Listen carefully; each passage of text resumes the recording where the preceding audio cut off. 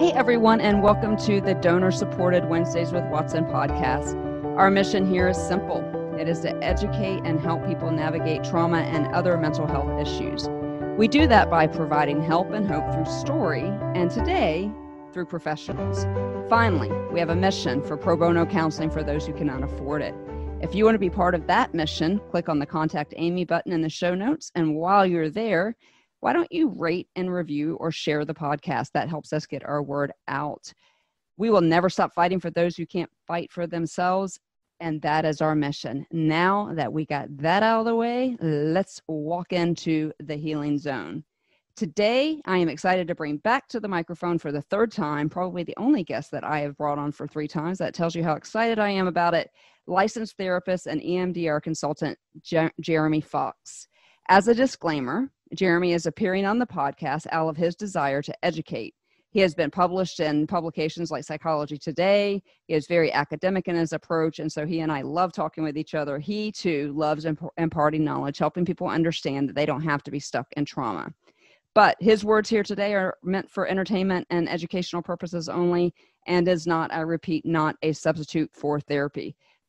Jeremy Fox, aka the Trauma Tamer, is one of my favorite people in this space, as I've mentioned on the last podcast, because he truly cares.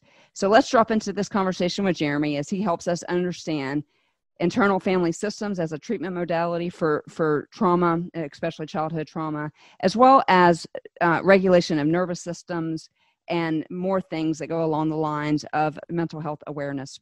And so, Jeremy, welcome back to the podcast. I am so happy you are here. You are doing me a solid on this. Somebody else was supposed to be here and is not, and I couldn't be happier because I think that our conversation that we had before this one that the listeners listened to is just going to flow right into this. So thank you for coming back to the show today.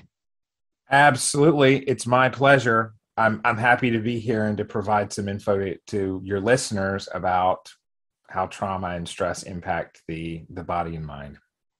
And guys, Jeremy is somebody to watch in this lane. His passion is matched by knowledge and a continued thirst for knowledge. And so I strongly encourage you look in the show notes. He too has a podcast, and just all the things that he does is just so remarkable and just such a heart of gold. And so he is out of Georgia for those of you listening. And so he would be able to provide services to you in the event that you're interested in. His contact stuff will be there.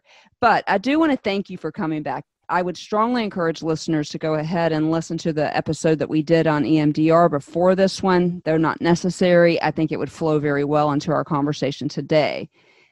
As all the listeners, and Jeremy, you know, we have been focusing on childhood trauma, how it affects us in adulthood. So we know we have childhood trauma, but it's really important to let people know that it affects in adulthood if we don't deal with it. Today, I want to talk about something near and dear to my heart because I'm always working on this, but it's the importance of nervous system regulation when childhood trauma is present.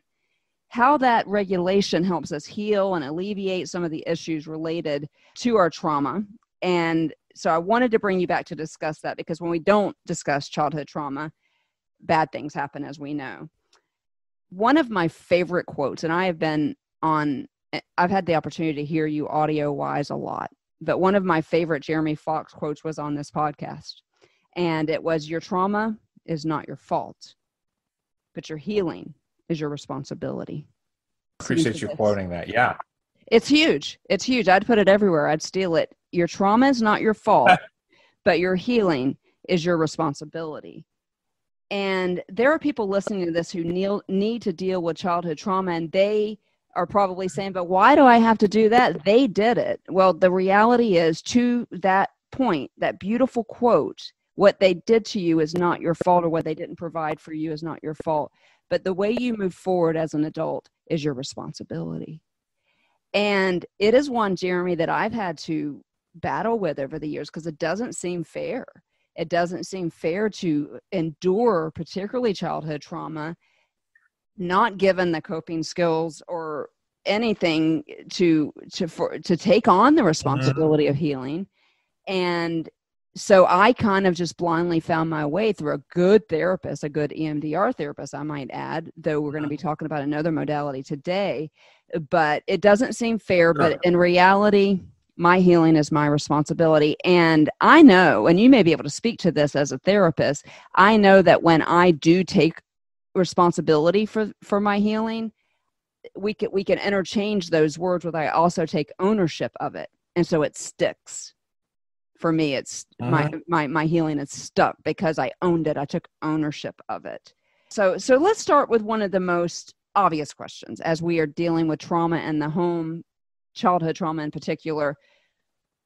Why wasn't it okay for me? Let's pretend I didn't go to a psych ward and I was moving along life fine, maybe having some flashbacks and PTSD symptoms in my house and all the things.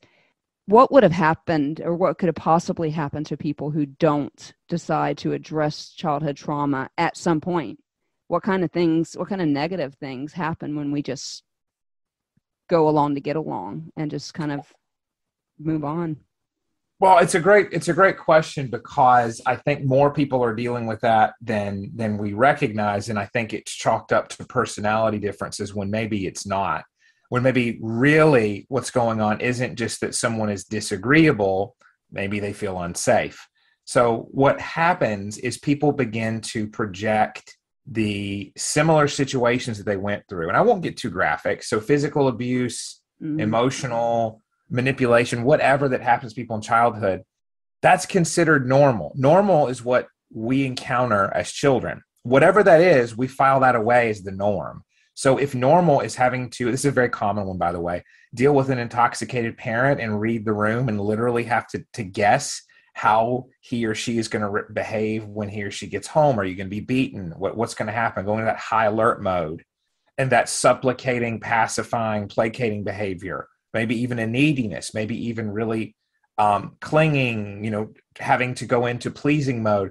If that's something you carry with you in your relationships, then that's going to burn you out, right? Or you have to learn to disengage and not care at all about attachment because your parent wasn't there. Well, clearly that's going to impact negatively your romantic relationships or friendships. If you don't emotionally engage and get close to others, you can't forge friendships that way.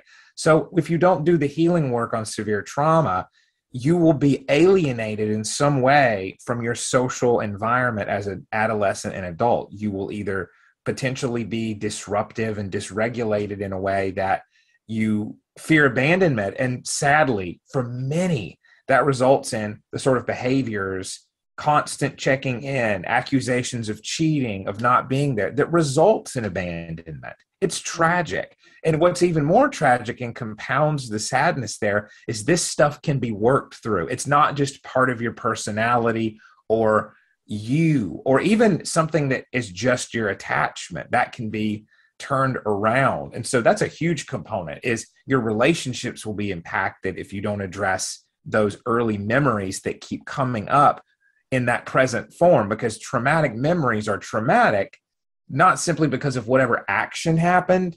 It's it's the way your brain stores it. It's as a present focused memory that replays in that form. You don't think of it as, oh, that terrible thing happened. That was unfortunate. Right. You experience it viscerally and emotionally. And so it feels like that could happen anytime. And when something reminds you of that, maybe someone doesn't text you back right away, instead of thinking from your prefrontal cortex that, okay, he or she's busy, they just got off work and maybe don't have good phone reception, or they're driving and going to get back to me later, you may feel as if you're being actively abandoned. That memory of the past comes up and tells you this is what's happening, not this is what happened. What happened. Yeah. That is huge, and so many negative consequences, not to mention, and we both are huge fans of The Body Keeps the Score, that book. And what's the author? I always forget. Bessel van der Kolk. I don't actually forget. I just don't know how to pronounce it.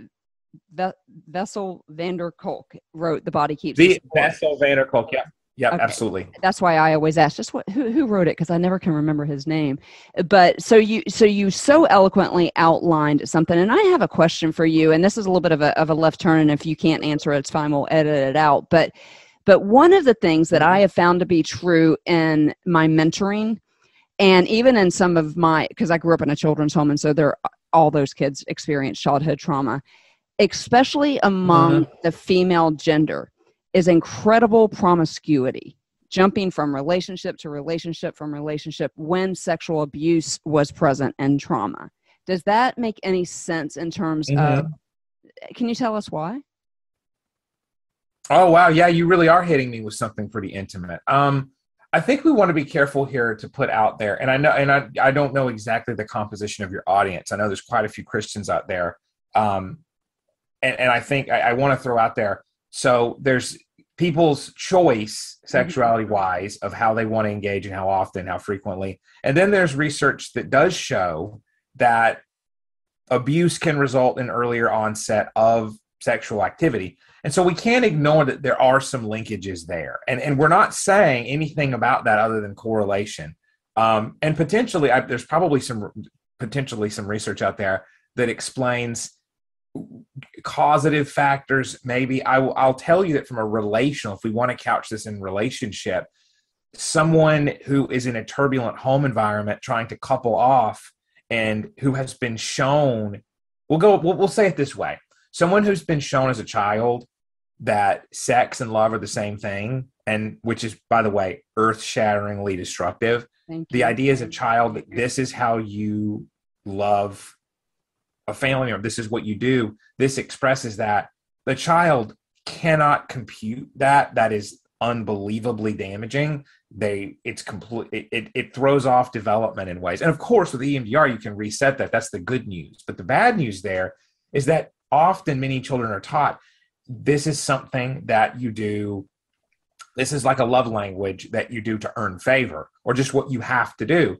And so we don't know until someone explores in therapy if that's the reason that they're doing something like that, or until they tell someone, right, that, well, this is just what you do always to show love, or this is what I'm expected to do to show I'm worthy of love, or any affection at all. This is what you have to do to earn it. Yeah. That narrative can be very destructive. And we do know promiscuity is associated with that. Sure.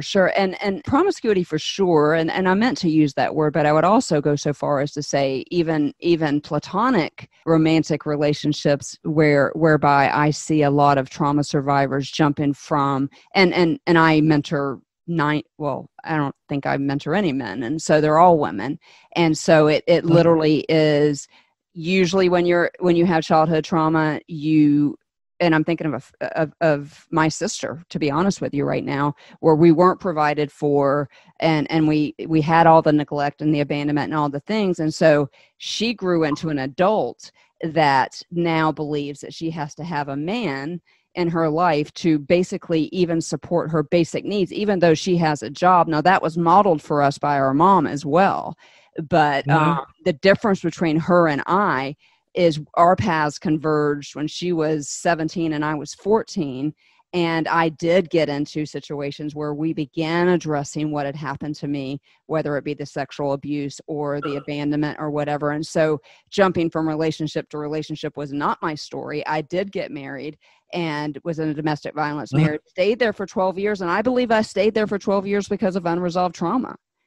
1000%. Like that relationally for me was, I'm not going to repeat what was modeled for me. And so I'm staying in this marriage because I need family, I need people. And so listeners out there, my point of asking Jeremy that question is, unresolved childhood trauma is going to erode at your self-value, the way you take care of yourself or you don't take care of yourself, and whether or not you think that you need other people to fill holes that are not meant to be filled by other people. And so I find that really interesting in unresolved childhood trauma. And so that's why I asked you that question.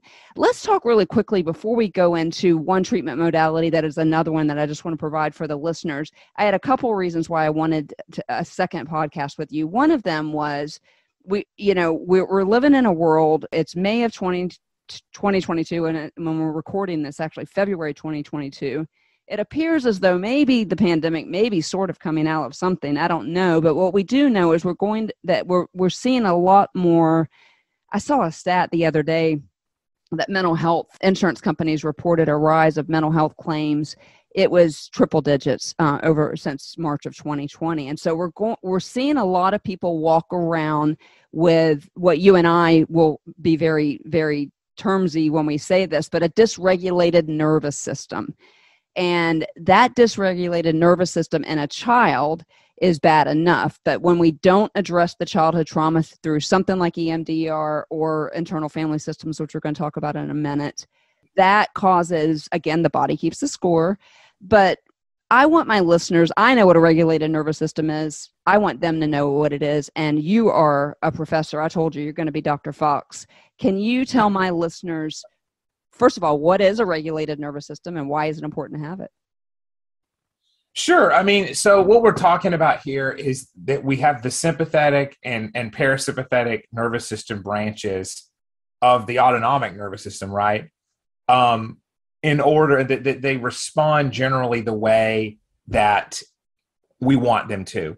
So we'll describe what dysregulation looks like, because that's a great way in understanding, I took for granted what regulated looks like. So dysregulated on the anxious end would be small sounds, images, things that startle you and your heart rate goes up, your muscles tense, you become ready to engage in fight or flight. And because those are the real sympathetic responses there that you've got, that's high intensity. So you're either fighting or fleeing, and that takes a lot of metabolic energy, takes a lot of blood flow, your heart rate's up, you have to defend yourself or be ready to run a distance. So if things set you off to feel that way frequently, guess what that does? That depletes your cortisol. It causes you to have massive cortisol dumps in your body of that stress hormone. You eventually have less of it and it gets triggered more. And you're chronically tired, low-level anxiety, feeling of unease, of restlessness. So that's dysregulated nervous system on that level. If you dissociate or you avoid often, there's chronic numbness. And we're going to get to that actually when we talk about parts work a little bit here in just a few minutes. But dysregulation on the anxious end, we hear a lot about because it's pretty observable, and you know, the postures, the movements, the things that people will be familiar with in anxiety. But when you look at dysregulation on the parasympathetic end, right, of freezing, because that's a parasympathetic response, freezing in your and blunting out, okay? So switching to a vulnerable freezing state, we would call it, that comes from earlier dissociation among your ego states, among a normal part that carries on daily living activities, and then an emotional part, if you've had severe trauma, that you sort of try to dissociate from when it gets activated. And so sometimes people will have a quality of life that's rather numb or blunted out or truncated. The I'm fine, everything's fine meme, essentially, of a dog in a burning house. If people haven't seen that, look up the I'm fine, everything's fine meme. You're essentially reducing your emotional experience to a very surface level because you've learned to blunt that out and to hyper-regulate almost, where you're unavailable emotionally. How many times have we heard that term, emotionally unavailable men or whoever, right? And that often comes from learning that emotions are a liability. And so that's the other way we stay dysregulated, is through chronic emotional avoidance. And then, by the way, that can end up in eventually blowing up, having a breakdown, things like that, that when something finally pops that balloon that you've been blowing up continually. And so another thing to think about there is that regulation looks like responding appropriately, right? It looks like acknowledging your emotions but not being ruled by them. I mean, it goes back to Aristotle saying, being angry at the right time for the right reason for the right length is a difficult thing. Your emotions are things that you're always in a dance of trying to observe in the right way. But generally, being able to react a certain way with anger, with anxiety, with whatever emotion is appropriate, because sometimes you have to stand up for yourself. And then that not being the rest of your day or week, right, that's more regulated. Regulation doesn't mean you don't experience emotions. It means you experience them, but they don't rule you. Right. And I love, that was just a beautiful explanation of it. And for me, and again, the reason why I have this podcast is because I have some experience and I can tell people what happened. And so the reason why I asked Jeremy that question, again, we're honing in on when we don't appropriately deal with childhood trauma, it turns into a dysregulated nervous system as an adult. And I know that I walked around for 2 decades with a dysregulated nervous system, and you referenced that can also result in many things, one of them being a breakdown. My listeners know that I spent 5 days in a psych ward because I just had a complete nervous breakdown, because we use the cheetah analogy a lot on my podcast, where a cheetah is the fastest animal on the planet, and it will run until it can't, to get away from danger. And that was me. And so the other thing that happens as a result of that, and we watch this particularly in the environment that we find ourselves in today, that you mentioned that that balloon is an analogy that I love. When we don't let some air out of the balloon by regulating our nervous system through modalities like EMDR, which is counseling, or something that we're getting ready to talk about, or going for a walk, making sure you're moving your body, breathing exercises. I mean, there are a million different ways that we can calm the nervous system down. And for the trauma patient, particularly for the complex post-traumatic stress, like me, the people that have CPTSD, even though that's still not technically a diagnosis, it's even harder. And so I find that even though I dealt with my childhood trauma, that I have to be mindful on a daily basis to make sure that I am literally taking deep breaths, because for 35 years of my life, it was just about surviving. It was just about getting to the next thing. And so my nervous system was all whack. And I still very much work on that. And I cannot stress how much moving your body does that. Deep breathing exercises, breathe in, breathe out, making sure that you're getting properly oxygenated. Things like listing things. We all know the 5 things the 5 senses. So 5 things you can see, 4 hear, and so on. And my listeners have heard me talk about that before. Or you're going to end up either very ill because the body keeps the score, in a psych ward like I was, or not with us anymore. And that's what we don't want. So let's talk quickly. And this is not, and I want to make sure that everybody understands this is not your modality, but I am fascinated to learn about it. There is a treatment modality of childhood trauma, and really family trauma, I assume, because family is in the name of it, called internal family systems. And I literally know nothing about it because I knew that you would educate me and my listeners. And so as we're moving towards the end of our conversation and the importance of dealing with childhood trauma, let's talk a little bit about internal family systems and how it can be effective should somebody decide they did not want to go the EMDR route, which you are an EMDR consultant. I am an EMDR patient. I would preach it all day long, but I don't know about IFS. I may say that after you tell me what it is. Sure, absolutely. So IFS is Internal Family Systems. As you said, it's from Dr. Richard Schwartz, who is a psychologist. And really, it's the internal family of parts, the system of them as they relate. And the ideas in there are familiar, but there's a powerful way that they're being expressed. So the idea that our conscious self is made up of different units. Now, what's important to realize here is this is not, and this is a common myth and a point that I want to hit before we even get any further, because I've heard it so often. Well, does that mean I have multiple personalities if I have different parts? No.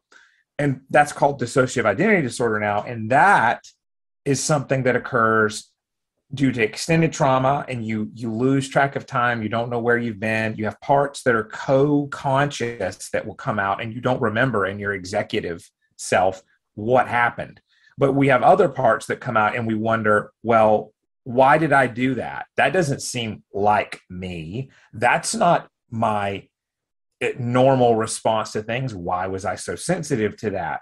And beyond like just being tired and reacting out of that, right? Certain things where we have an uncharacteristic response that would be abnormal in our day-to-day living. So those are kind of the differences there. So there's essentially 3 different parts in IFS. So that the theory goes that we have a unified self unless and until a traumatic event occurs or repeated trauma that cause that to fragment in ways that protect the self. And so a traumatic event can create an exile part of the self that holds shame or fear or feelings of inadequacy, right? So, and I found some very helpful explanations for this stuff from Kathy Ann Simmons. She's got a good website on this, and I can provide these links from integrativepsych.co. Has some good stuff, and I'll send you the URLs. But you've got exiles, managers, and firefighters as parts. So exiles are the parts that hold shame, fear, like I said, trauma memories, essentially. Managers, or essentially that apparently normal part in what we call the theory of structural dissociation, which I work with as my thing with EMDR, is the part that appears, essentially, it can appear as the part that publicly faces the world. You're trying to conceal the trauma. You keep things sort of disentangled from emotions. You, as much as possible, try to build a reputation as being very, very stable, or really it's the part is what it sounds like. It's manager part. It may appear perfectionistic. Your job is to manage the exiled emotional memories that are tinged with sadness or shame or what have you. So this can result in over control, right? Avoiding triggered blunting, doing things that cause you to restrict emotional expression. And firefighter parts are those that are reactive. Okay. So the manager parts are essentially those that are proactively trying to suppress and keep exile parts protected. But firefighter parts are more reactive and can, express as anger or as numbing. Okay. That's that more reactive response to push back against any triggering of that traumatic memory. And so you could have some addictive behaviors there, or rage come out, something to protect and push away from the trauma being uncovered. And so IFS helps to essentially mediate and moderate among those three types of parts in service of the true self.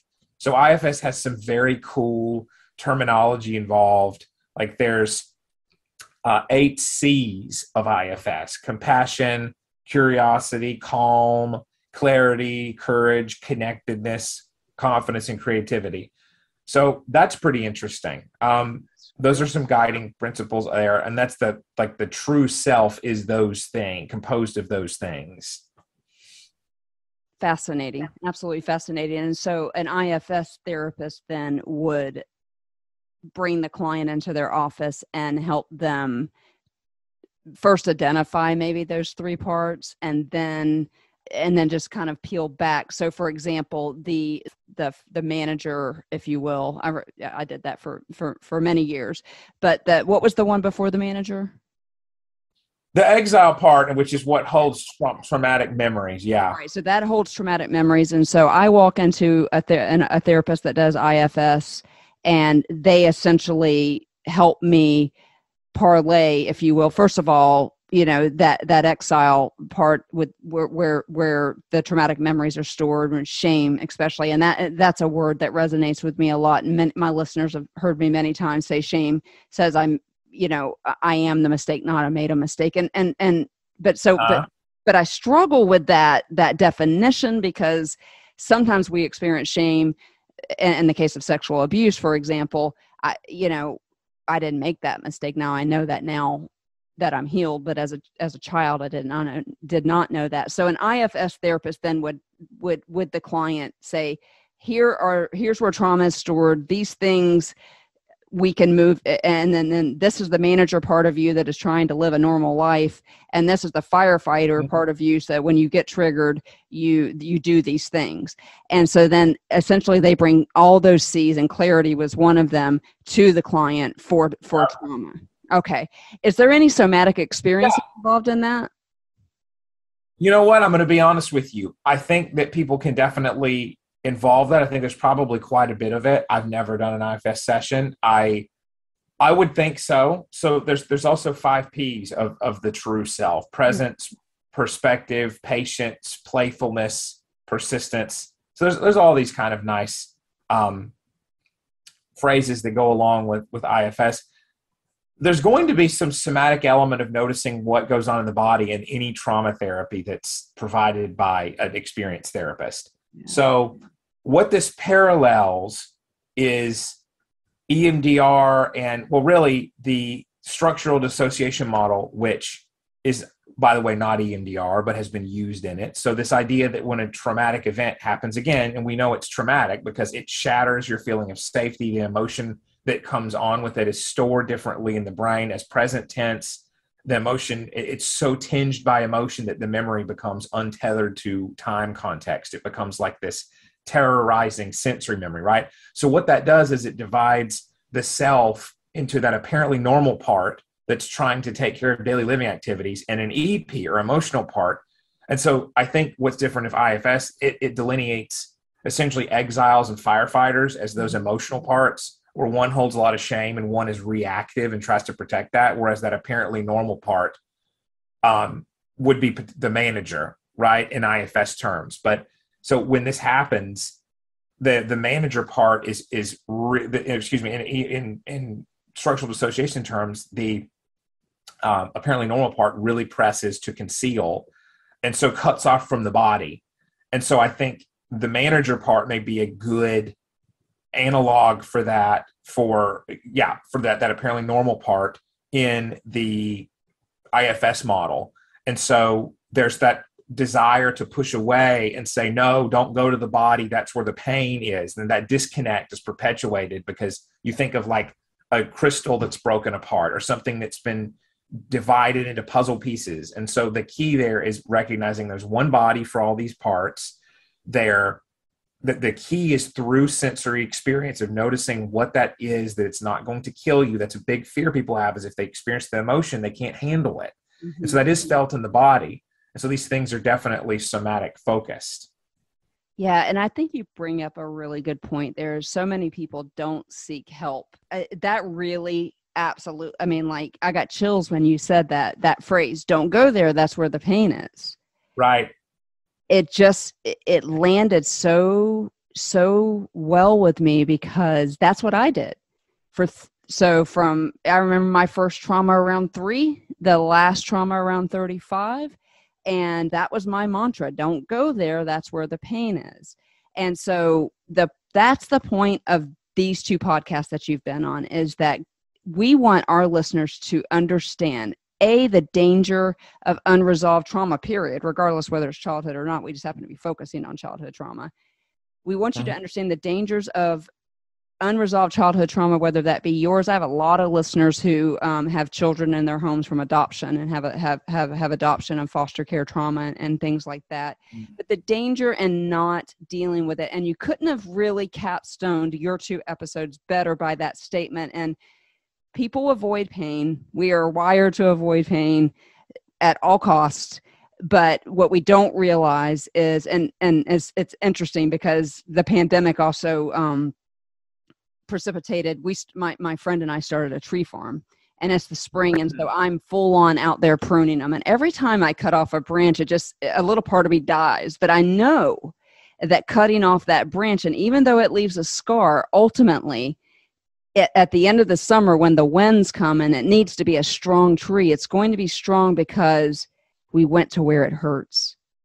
We scarred that tree. We went to where it hurts. And so listeners out there, I promise you, I am a living, breathing example of, like Jeremy said, so many people are afraid you're going to die from the actual emotion, when in fact, and I'm not trying to scare anybody here to use Jeremy's terms, but in fact, you will live a shorter life if you don't deal with your trauma, because your heart rate variability, and that's a big fancy word for saying your heart does not have enough time between microbeats. This is not your beats per minute. This is your heart rate variability. How many milliseconds happen in between heartbeats? And you need that to be around 100. And mine sits somewhere around 40 or 50 when I'm regulating the best I can. I'm not trying to scare anybody, but the body does keep the score. So that emotion that you're so afraid of cannot be possibly as scary or as damaging to you as the long-term effects of holding that trauma in your body. Literally every fiber of your being is holding that trauma. And so, and not to mention just pure quality of life. I have such a quality of life now. I'm not living in manager mode. I'm not living in firefighter mode. The exile doesn't exist for me. And that happened because of EMDR. And everybody knows I'm a big fan of it, and I'm a big fan of you of doing that. And I think there's so much more out there to still be learned from EMDR as we see people like myself with these huge bodies of trauma healing from it and able to do things like we're doing today. And so I just want to thank you again for being on the podcast. It's Jeremy Fox month in May for Mental Health Awareness Month, because I don't trust many people to come to my mic, and I do you so much. You're a dear friend. Do you have anything else that you think would be advantageous as we're honing home, and really you're towards the end with my own therapist being after you? Is there anything else that you can think of that we've not addressed that is important? I just really want our listeners to not ignore trauma, period, and especially not ignore childhood trauma, whether it's their own or somebody in their home. Well, I want to say that widen your perspective of what trauma includes. So for people who think, well, everything isn't trauma and we need to stop labeling you stubbing your toe as trauma. I hear that.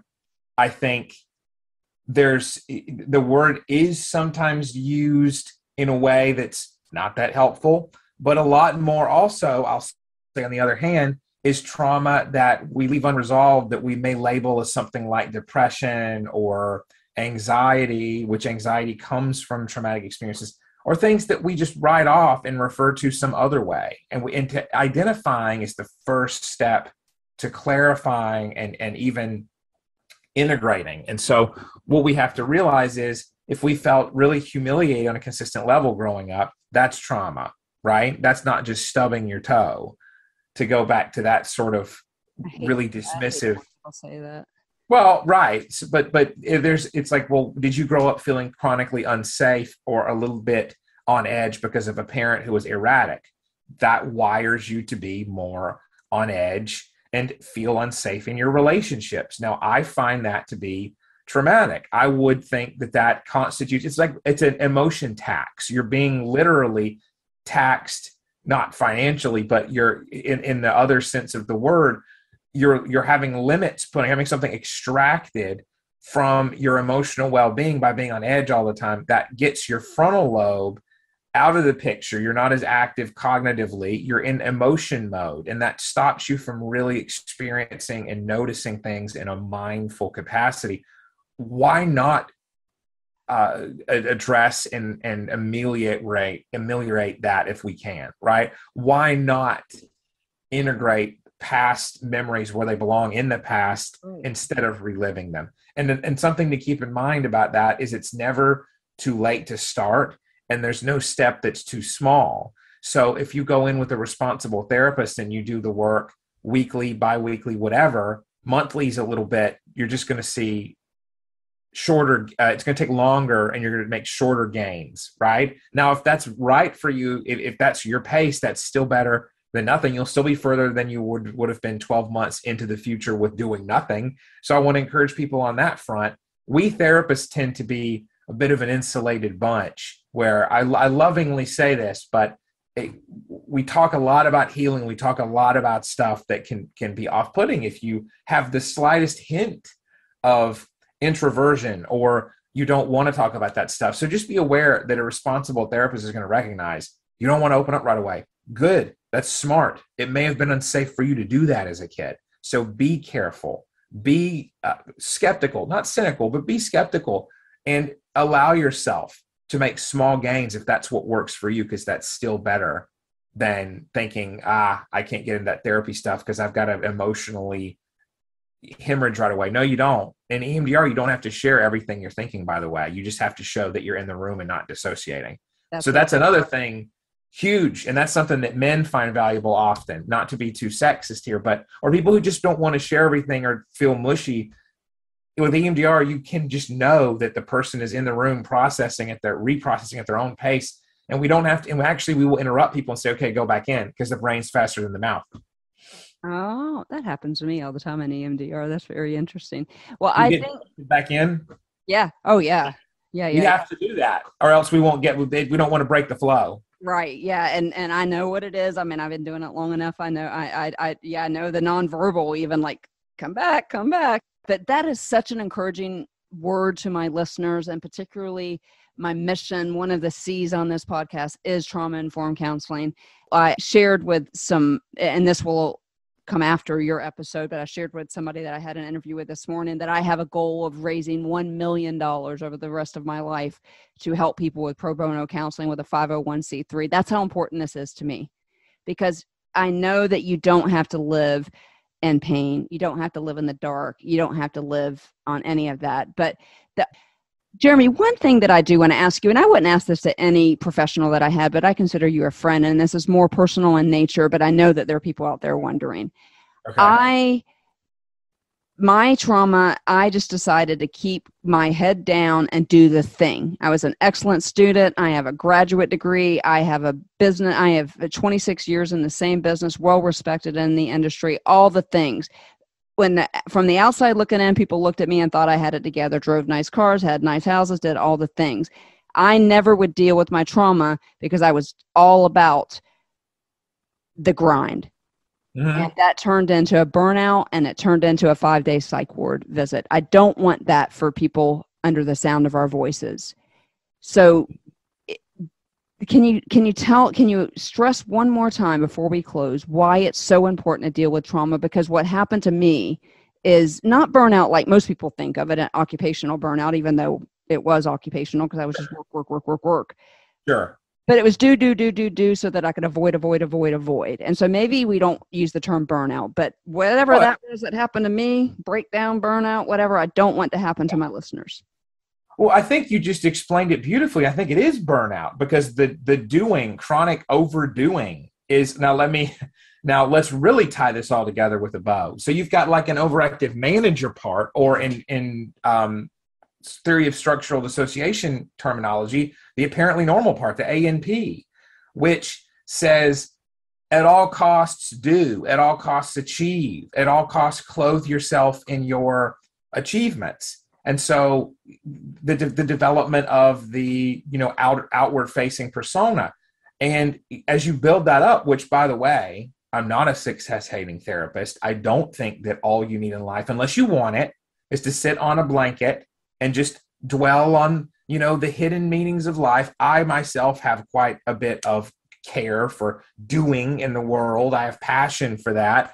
So I empathize with it. But what happens when you only attend to that is you build up no capacity to think about and to feel about whatever past event happened, and you become unable to, when it breaks through finally, then there's that burnout. It's just the straw, the last straw that broke the proverbial camel's back. We'll say that metaphor. But that's, so you have reduced professional efficacy. You have feelings that what is the use? You're not doing enough. It's never enough. You don't have a core anchoring sense of well-being or worth that can buffer you against like a negative grade or something that comes out of somewhere and nicks that armor. So when you're only doing and you're not actually developing internal resources there, or the recognition that this could come out, or recognition in your body that there's still some unaddressed trauma, that when you feel it, when we say the body keeps the score, what we mean is that the memory has somatic elements, number one, and that when you're reminded of it, you may feel panic. And if you don't deal with that and it comes up, you may be so upset by it that you're dysregulated and that you have an incident where you feel unsafe and you feel absolutely shattered. People can even feel like they're back in the trauma to the point that it almost looks psychotic to someone who's not a trauma expert, right? So that's what we're talking about. Deal with that stuff. Let the air out a little bit at a time before it becomes an episode. Because again, like I just said, I won't belabor the whole thing again. You can do it a bit at a time, even in therapy. There's a phrase, slower is faster, when it comes to trauma work. You make some big gains giving people the freedom, giving clients the freedom to go slowly. That makes them feel safe. And well, they should. A professional ethical therapist is going to put the client in the driver's seat within reason, because we know that autonomy is one of the biggest things that has been robbed from trauma survivors and that they need to restore in their own lives. And we have to acknowledge that. So I would say the biggest burnout thing is pace yourself, find your values, what gives you meaning beyond just work stuff. If your work is an extension of who you are, like it is for many therapists, good. Recognize, though, that that's who you are, and that you sometimes have to also tap into other things that are who you are. Your hobbies. If you don't have caring relationships, begin cultivating them by going to meetup groups, or at a time, a bit at a time if you feel overwhelmed, meeting new people in some kind of a context, and reaching out to friendships that you do have, even if it's just to talk to them and get your mind off things. Do activities that require your attention so that you don't perseverate or ruminate on things that are related to work. If you find yourself thinking only about negatives, speak to a therapist or preferably, or friends, or whomever you will, that jumpstarts you thinking about something that's more positive. Behavioral activation therapy is amazing. It basically doing things in spite of thinking they won't help, and then tracking how you really feel afterward, and not thinking, well, I won't feel better. You don't know that. You do not know that. You have to try. You have to have that curiosity that is often lost to trauma. Yeah, and it's so funny that you said that, because when you were saying a few minutes ago, you used another term. I almost said, and be curious, ask questions, do the things. And so, well, you absolutely answered that beautifully. And so again, one of the things you said there I want to highlight is when your trauma finally comes through. Mm-hmm. Your trauma finally comes through. And so you can go to grad school and get a 4.0 and do all the things and be wildly successful. But I tell people all the time, if you don't pay attention to trauma, it will pay attention to you. So thank you so much for being here again today. I am so excited. We will be celebrating the whole month of May, featuring your work and all the things, all the places they can find you guys. Jeremy is an amazing human being. Again, if you're in Georgia and are in need of some counseling services, he is a EMDR consultant, which is an amazing achievement, especially at his age. And he's just a remarkable human being. Tell us your handles really quickly. At Fox Therapy LLC on Twitter, at Fox Counselor on Instagram, and those are the big ones. I mean, and I'll include my email for anybody, and you can give that if you want. You know what I'll do is I'll put your link tree in, including your Clubhouse user. Big stuff's going to be happening there too. I'm going to get back in that game because I really enjoy the conversations there. You've changed some lives there. I've talked to some people who have been in rooms, particularly with you and Nitty and Owen. And I don't know his wife as well, but I've had people come to me and say, how much do you know about Jeremy Fox? Because I really enjoy being in the rooms. They're very good rooms. And so, guys, I will provide all of that information. I'm talking to Jeremy like we're just sitting here having coffee. He needs to go to work. Okay, my friend, thank you so much for being here. I just adore you, as you know. And if there's anything I ever can do to help you as an EMDR testimonial, not that you need it, I'm sure you have plenty of people coming to you. I will be there for you. You know that. So thank you so much for being here today. Listeners, we'll be back in 2 weeks with Dr. Thomas Pettit, and I hope that you will remember that you are seen, known, heard, loved, and valued. Let my life glorify you and teach me to walk beside you. And I want